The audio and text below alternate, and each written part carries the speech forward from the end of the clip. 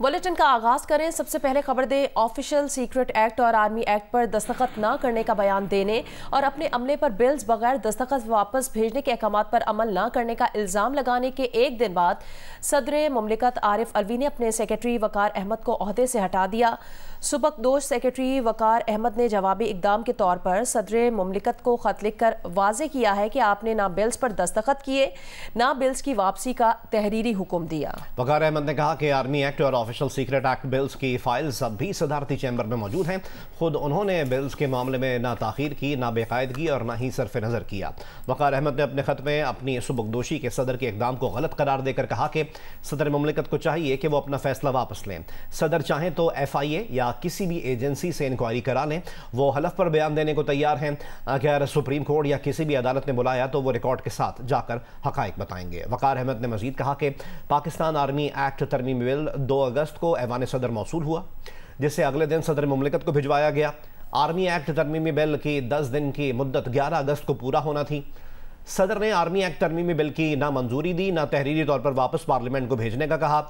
मज़कूरा files 21 अगस्त तक secretary के office में वापस नहीं भिजवाई गई।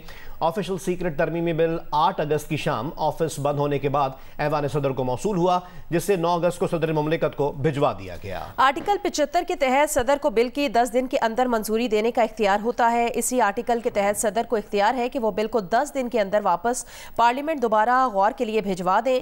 ये बात वाज़ेह थी कि वज़ीर आज़म ने एडवाइस 8 अगस्त को भेजी और 17 अगस्त को 10 दिन की मुद्दत पूरी होनी है। सदर मुमलिकत ने ऑफिशियल सीक्रेट तरमीमी बिल की मंजूरी दी, ना ही वापस पार्लियामेंट को भिजवाया।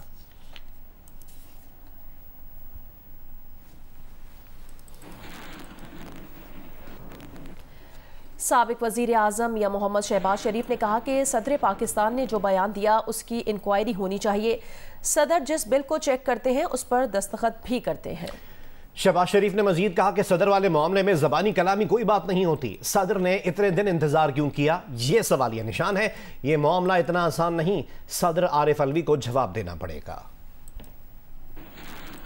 सदर पाकिस्तान को अगर जो आज बयान दिया है उसकी इंक्वायरी होनी चाहिए और इंक्वायरी के जरिए, शफाफ इंक्वायरी के जरिए दूध का दूध और पानी का पानी हो जाएगा।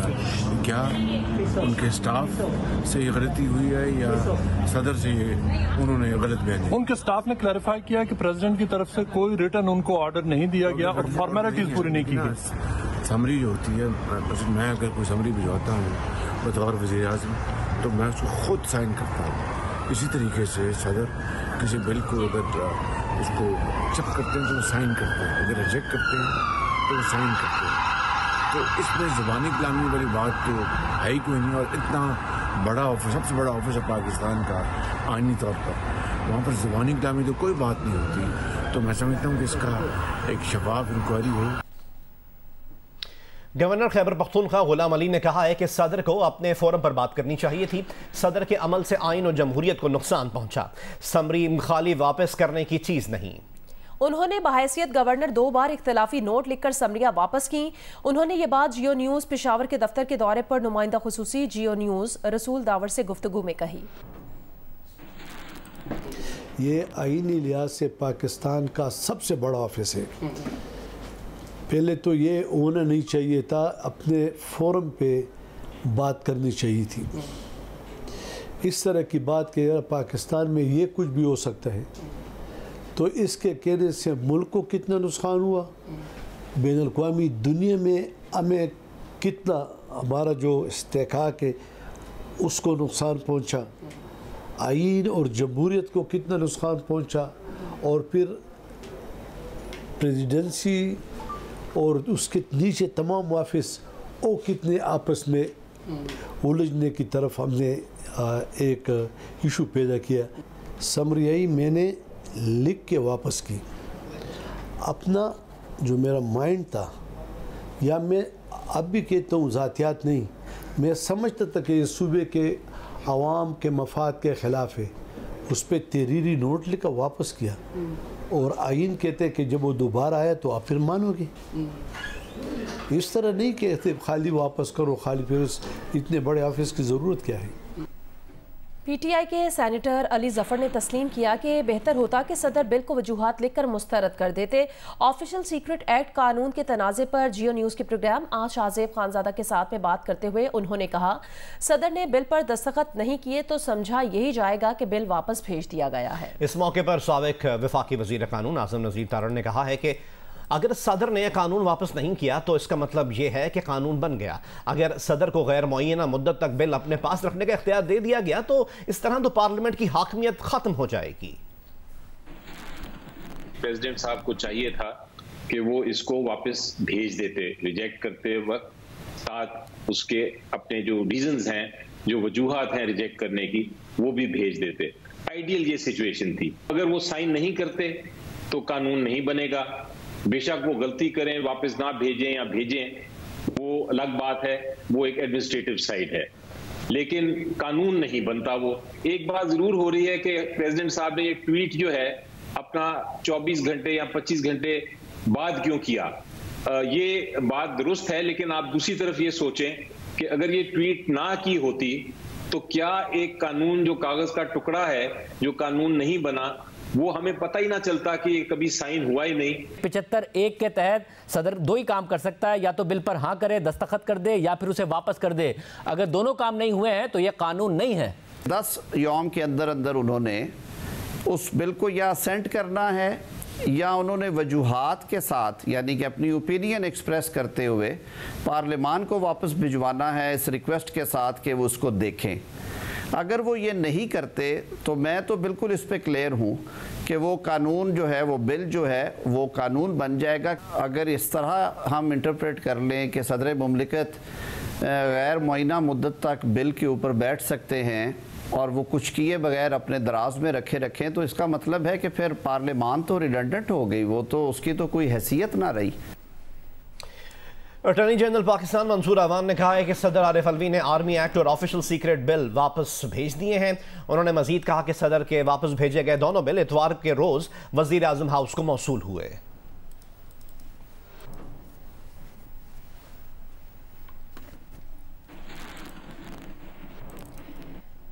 आगे बढ़े खबर दे। महकमा जेल खानाजात के तर्जुमान ने वाज़ेह किया है कि चेयरमैन पीटीआई को जेल कवानीन के मुताबिक तमाम सहूलियात फराहम की जा चुकी हैं। नया बाथरूम भी बनवा दिया है जिसकी दीवारें 5 फीट ऊंची हैं। मियां आबिद हमें रिपोर्ट करेंगे।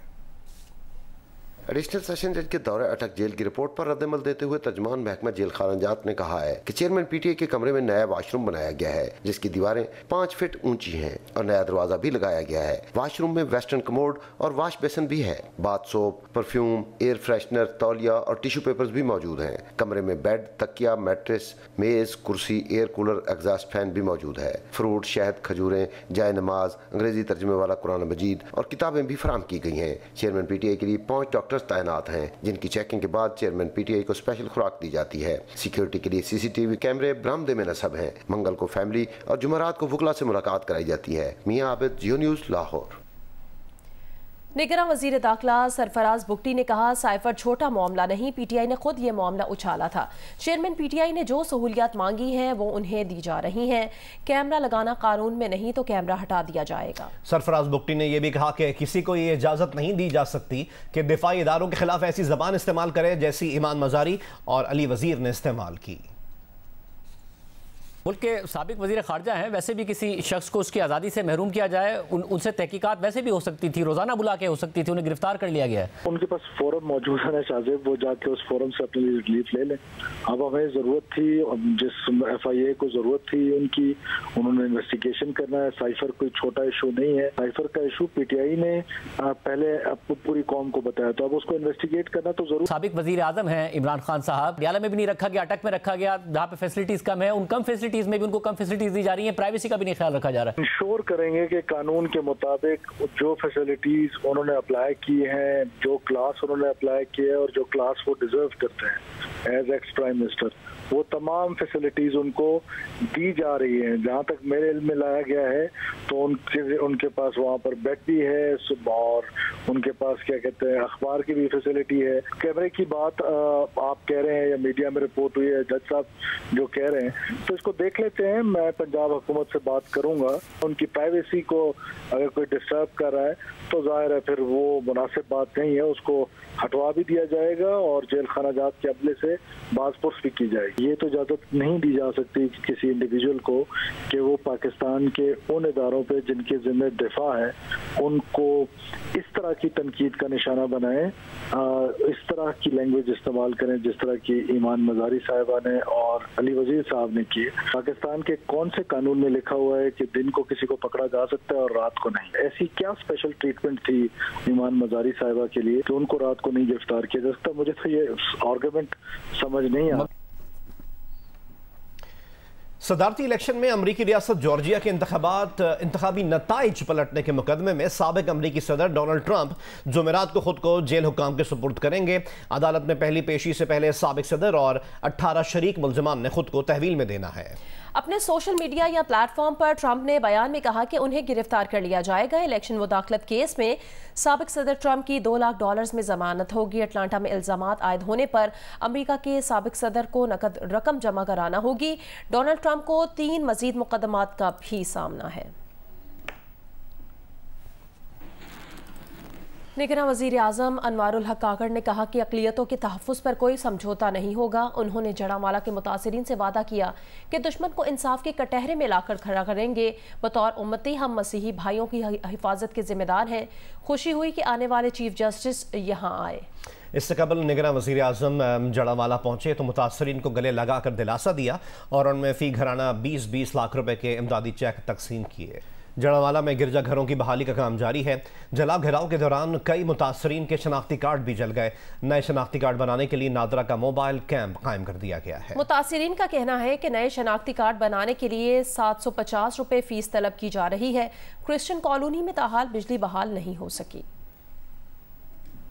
जड़ावाला में जलाए गए गिरजाघरों की बहाली का काम जारी है। जलाओ घिराव के दौरान जलने से खंडर बने मकानात के मुतासरीन मसीही बरादरी का कहना है कि उनके पास कुछ नहीं बचा। हुकूमत की जानिब से ऐलानात तो किए गए हैं लेकिन दाद रसीद तब तक नहीं हो सकती जब तक किए गए इमदादी ऐलानात पर अमल दरामद नहीं होता। ये है कि अगर पूरा करेंगे तो फिर ही हमें यकीन होगा ना कि ऐलानात पर अमल हो। हाँ जी, इल्म पता है, यही बात कह रहे हैं, फिर यही बात करेंगे ना, पूरा करेंगे तो क्या हम करें? हुकूमत से क्या क्या कहें हम? बस जो उन्होंने ऐलान किया है देने के लिए, अगर वो पूरा करेंगे तो हम बात करेंगे। गिराव जलाओ के दौरान कई मुतासरीन के शनाख्ती कार्ड भी जल गए। नए शनाख्ती कार्ड बनाने के लिए नादरा का मोबाइल कैंप कायम किया गया है, जबकि इमदादी चेक्स की तकसीम के लिए मुतासरीन की नादरा से तस्दीक के बाद रजिस्ट्रेशन शुरू कर दी गई है। मुतासरीन का कहना है कि एक तो उनका घर बार सब कुछ जल गया, इस पर उनसे नए शनाख्ती कार्ड बनाने के लिए 750 रुपए फीस तलब की जा रही है। आया वा इत्थे, इन्होंने कहा तेरा शनाख्ती कार्ड, मैं कहा सारा जल गया वा। इन्होंने कहा उतो नवा बनवा ला। मैं सर नवा गड्डियां लगियां सी, मैं उतो सर नवा बनवाण गया। उन्होंने कहा 750 रुपया फीस दे। क्रिश्चियन कॉलोनी में ताहाल बिजली बहाल ना हो सकी। मुतासरीन का कहना है कि घेराव जलाओ के दौरान बच्चों के बैग और किताबें भी जल गईं, जिसके बायस बच्चे स्कूल नहीं जा पा रहे। फैसलाबाद के इलाके नाजिमाबाद में मस्जिद और चर्च साथ साथ कायम हैं। दोनों की एक मुश्तरका दीवार दो मज़ाहिब के मानने वालों के दरमियान हम आहंगी और मोहब्बत की वाज़ेह मिसाल है। अहले इलाका आसान है, जड़ावाला पर रंजीदा है। इरफानुल्लाह की रिपोर्ट देखिए।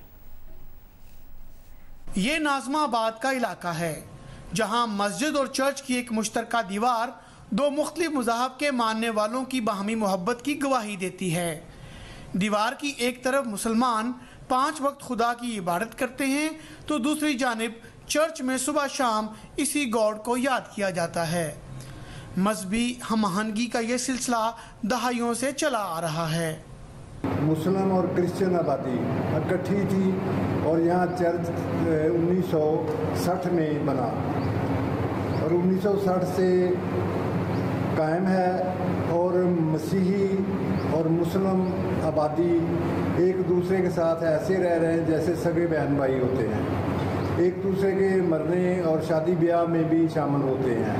इसके साथ 1966 में के साथ अली फजली मस्जिद एक प्लाट पर तामीर हुई। लेकिन आज तक कभी किसी किस्म की कोई प्रॉब्लम नहीं। हमारे भी मस्जिद के अंदर ऊपर स्पीकर नहीं है, ठीक है ना जी। इनके भी कोई ऐसा मसला नहीं है। इनको हमारे नमाज के टाइम टेबल का पता है जी। इस वक्त इनकी नमाज होती है, उसमें ये बिल्कुल किसी किस्म का ना जी, अगर कोई इनका प्रोग्राम भी हो तो वो उसको थोड़ी देर के लिए रोक लेते हैं। हालिया सानह जड़ावाला पर यहाँ मिलजुल कर रहने वाले मुसलमान और मसीही इंतहाई रंजीदा हैं। मस्जिद के बिल्कुल साथ मेरी रहाइश है, तो कभी भी कोई मसला मसाइल नहीं हुआ हमारा। तो मेरे हमसाए जो हैं वो क्रिश्चियन हैं, तो उनके घर आना जाना है, सारा बैठना उठना, कभी भी ऐसा कोई मसाइल नहीं हुआ। लेकिन जो जड़ा वाले हुआ है वाक़या, उसकी मदद करते हैं। जो कुछ भी वहाँ पर हुआ ना, अच्छा तो नहीं हुआ, बहुत ही बुरा है। मगर हमारा ये मज़हब जो है, हमारा ये ईमान है, और हमें ये जो पैगाम मिलता है कि अपने दुश्मनों को माफ़ करो। नाज़माबाद में बाहमी मोहब्बत के रिश्ते में जुड़े मुसलमान और मसीही अपने इलाके की तरह मुल्क भर में मजहबी हमआहंगी के ख्वाहां हैं। कैमरामैन अली अरसलान और मोहम्मद उस्मान के साथ इरफानुल्लाह, जियो न्यूज़, फैसलाबाद। वज़ारत सेहत ने साबिक वज़ीर कादिर पटेल के 2 अहम मुआवनीन को उनके महकमों में वापस भेज दिया। साबिक वज़ीर के अहम साथियों में से एक मोहम्मद इमरान अली वज़ीर सेहत के डायरेक्टर के तौर पर खिदमत अंजाम दे रहे थे। वज़ारत सेहत ने PIMS, federal government polyclinic, NIH Islamabad और तमाम तरक्याती मनसूबों में भर्ती का अमल भी मनसूख कर दिया है। नुमाइंदा द न्यूज़ वकार भट्टी से मज़ीद तफसील हासिल करते हैं इस खबर की। वकार, इन फैसलों की वजह क्या बताई जा रही है? जी देखिए, वफाकी वजारत सेहत ने साबिक वज़ीर सेहत अब्दुल कादिर पटेल के तैनात किए हुए मुख्तलिफ हुक्काम से जान छुड़ाना शुरू कर दी है। गुज़िश्ता रोज एक अहम नोटिफिकेशन जारी किया गया और साबिक वफाकी वज़ीर अब्दुल कादिर पटेल का जो डायरेक्टर स्टाफ था इमरान अली उर्फ टीपू, उसे मिनिस्ट्री से निकाल दिया गया। उसके अलावा इनका एक पर्सनल स्टाफ ऑफिसर था जिसे सलाउद्दीन, उसको भी कौमी असम्बली सेक्रेटरीट भेज दिया गया। वफाकी हुकाम का कहना यह है कि मिनिस्ट्री में इन मुतनाज़ा अफराद की वजह से बहुत गलत इंप्रेशन जा रहा था। ये लोग भर्तियों के हवाले से, गैर कानूनी भर्तियों के हवाले से बहुत बदनामी का सबब बन रहे थे। इसके अलावा border health services, common management unit और दीगर इदारों से भी मुतनाज़ा अफराद को निकालने की तैयारियां शुरू कर दी गई हैं और उनकी लिस्टें बनाई जा रही। बहुत बहुत शुक्रिया वकार भट्टी में तफसीलन इस मामले से मुतालिक आगाह करने के लिए।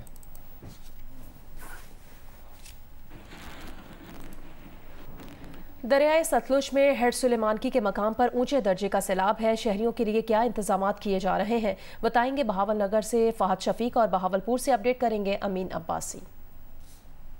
जी बिल्कुल, दरियाए सतलुज में हेड सुलेमानकी के मकाम पर इस वक्त तकरीबन 1,65,000 क्यूसिक का जो पानी का रेला है वो गुजर रहा है। ये पानी का रेला जिला बहावल नगर में मिशनाबाद तहसील से दाखिल होगा, जिसके बाइस से एक बड़ी तबाही का खदशा जाहिर किया जा रहा है। यहाँ पर ज़िला इंतजामिया की जानिब से ऐलानात किए जा रहे हैं कि जो लोग दरियाई पट्टी पर मौजूद हैं वो महफूज मकामात पर मुंतकिल हो जाएं। मैं इस वक्त बुका पतन मकाम पर मौजूद हूँ और यहाँ भी जो है वो बड़ी तबाही का अंदेशा है कि यहाँ पर जो लोग हैं उन्हें यहाँ से निकाला जाए, क्योंकि एक बड़ी तबाही हो सकती है। क्योंकि 1.5 लाख से 2 लाख क्यूसी का जो पानी का रेला है वो बुका पतन के मकाम से आज रात या कल दिन में गुजरेगा। जी मैं इस वक्त माड़ी कासिम शाह के पतन पर मौजूद हूँ और हमारे सामने कश्ती पे लोग आए हैं।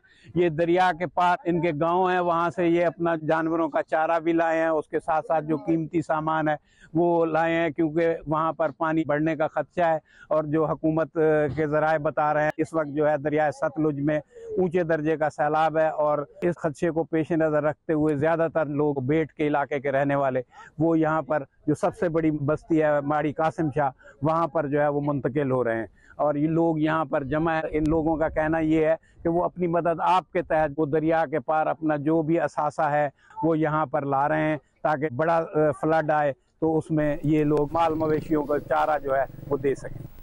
मौसमियाती तब्दीली के बायस गिलगित बल्तिस्तान और खैबर पख्तूनख्वा की 24 वादियाँ ग्लेशियर्स आउटबर्स्ट के खतरे से दो चार हैं। माहिरीन के मुताबिक गिलगित बल्तिस्तान में ग्लेशियर से बनने वाली 30 झीलों से पानी का अचानक इखराज हो सकता है और ये इंसानी आबादी के लिए खतरे का बायस बन सकती है। तफसीलात बताएंगे नुमाइंदा जियो न्यूज़ अली अहमद। जी, गुज़श्ता कई सालों से पाकिस्तान जो है क्लाइमेट चेंज की जद में है और गुज़श्ता 2 साल से जो तबाही मची थी गिलगित बल्तिस्तान और पाकिस्तान के दूसरे इलाकों में सैलाब से, उसका एक इम्पेक्ट जो है वो ग्लेशियर्स मेल्टिंग और गल्फ़ के जो इवेंट्स है वो भी उसमें बड़े किरदार अदा करते हैं। इस सिलसिले में गिलगित बल्तिस्तान में गल्फ़ के प्रोजेक्ट्स जो हो रहे हैं इसमें किस हद तक काम हो रहा है और क्या क्या एक्टिविटीज़ हो रही है। हमारे साथ यहाँ एडिशनल सेक्रेटरी क्लाइमेट चेंज हमारे साथ यहाँ पर मौजूद है। जी, पाकिस्तान जिस तरह आपको पता है कि क्लाइमेट चेंज की जद में है और ये उन 10 ममालिक में से है कि जो कंसिस्टेंटली बार बार जिनके ऊपर क्लाइमेट एक्सट्रीम इवेंट्स जो हैं वो यके बाद दीगरे आ रहे हैं। इसी तरह का एक इवेंट हमारे जो नॉर्दर्न एरियाज़ हैं जो कि गिलगित बल्तिस्तान और केपी में आप देख सकते हैं, इस तरह की झीलें आपको नज़र आएंगी और ये तकरीबन 3000 झीलें हैं जिसमें से 30 झीलें ऐसी हैं कि जिसमें गल्फ़ का फ्यूचर इवेंट आ सकता है। हमारा जो प्रोजेक्ट है वो ग्रीन क्लाइमेट फंड के जो एक ग्लोबल फंड है उससे $35 मिलियन पाकिस्तान को मिले हैं और इसका मकसद ये है कि हम इन इलाकों में जहाँ पे इस टाइप की झीलें मौजूद हैं वहाँ पे कम्युनिटी की प्रिपेयर्डनेस को हम बढ़ाएं, उनकी कैपेसिटी इन्हांस करें, उनको तैयार करें कि खुदा न ख्वास्ता फ्यूचर में अगर कोई गल्फ़ इवेंट आता है तो वो अपना जानी और माली नुकसान जो है वो कम से कम कर सकें। जी, फितरत के साथ मुकाबला तो नहीं किया जा सकता लेकिन फितरत के करीब रहने वाले लोगों को तैयार किया जा सकता है कि इस तरह की कोई अगर खुदा न खास्ता कोई इवेंट हो तो लोग उसके लिए मेंटली और फिज़िकली तैयार हो। जी, खेल के मैदान से खबर दें, पाकिस्तान और अफगानिस्तान के दरमियान वनडे सीरीज का आगाज आज से हो रहा है। दोनों टीमों ने आखिरी तैयारियों के तौर पर भरपूर ट्रेनिंग की।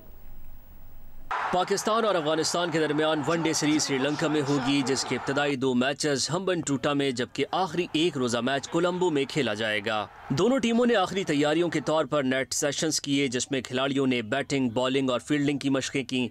इस मौके पर वनडे सीरीज की ट्रॉफी की रोनुमाई भी हुई जिसमें पाकिस्तानी कप्तान बाबर आजम और अफगानिस्तान की वनडे क्रिकेट टीम के कप्तान हशमतुल्लाह शाहिदी शरीक थे। दोनों ने प्रेस कॉन्फ्रेंस करते हुए वनडे सीरीज में अच्छी कारकर्दगी का मुजाहरा करने और उसे जीतने के अज़्म का इजहार किया। पाकिस्तान और अफगानिस्तान के दरमियान मैच पाकिस्तानी वक्त के मुताबिक दिन 2:30 बजे शुरू होगा।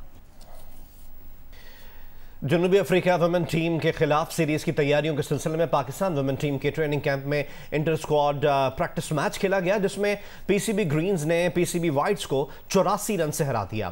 बैटिंग कोच तौफीक उमर का कहना है कि बैटिंग में डॉट बॉल का इशू है जिस पर काम किया जा रहा है।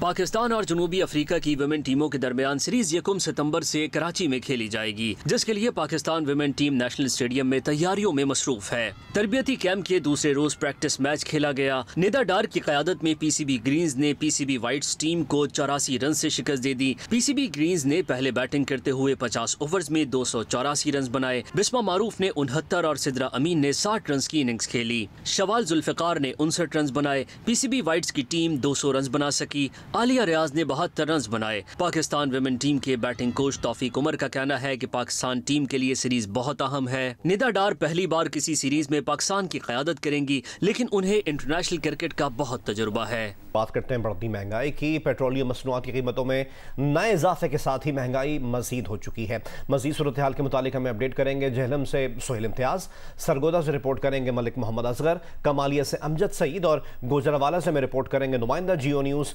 उस्मान खलील।